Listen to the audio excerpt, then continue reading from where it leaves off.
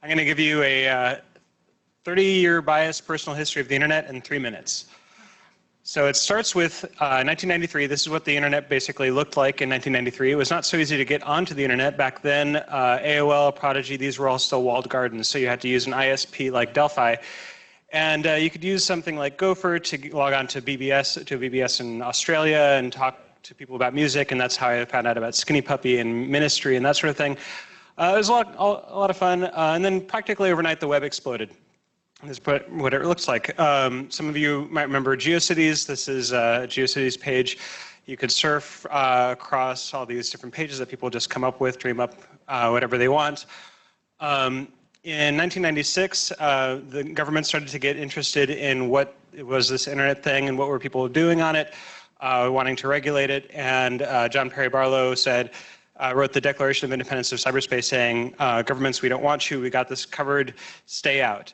But industry was welcome, and pretty soon people started making money off of the internet. But that didn't stop people from sharing. One of the great things about digital information is that it's pretty much free to copy. Some of you might remember Napster, a great way to discover some music. I still have some MP3s that I never would have found otherwise. But the DMCA shut that down. In 2001, there's the dot-com crash. Some of you who were from the Savage Beast days might remember that dark period.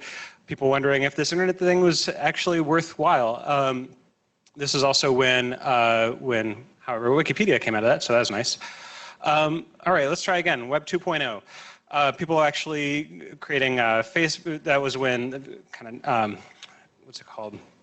LiveJournal, Friendster, and of course MySpace came about. People started talking to each other again. In a lot of ways, it felt like a throwback to the pre-web days because people were actually having conversations again, not just creating web pages that would, shouting into the void. But it was pretty ugly.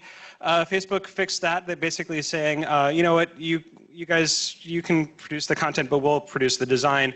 People liked that. That worked pretty well. Then 2008, there was the big financial crisis. Everybody remembers.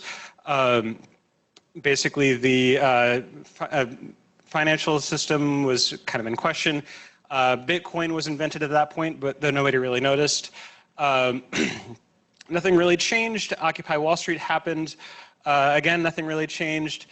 Then finally in 2016, we had the election, and Facebook, which everybody had grown to love, suddenly became a place for a lot of hate and a lot of manipulation and a lot of, and basically just a way in which psyops were conducted on this country, as we now know. So maybe it's time for another reboot. Web 3.0. Let's re-decentralize the internet. The idea here is maybe things have gotten too corporate, too consolidated. So people are now starting to look at ways that we can now redistribute it and bring it back to the people the way that it originally was intended to be. Thank you.